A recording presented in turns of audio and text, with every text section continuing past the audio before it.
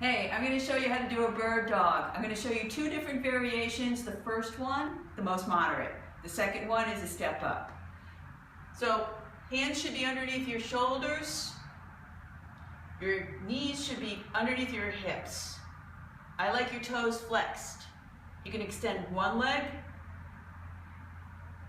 the other leg. Making sure the hips stay nice and level.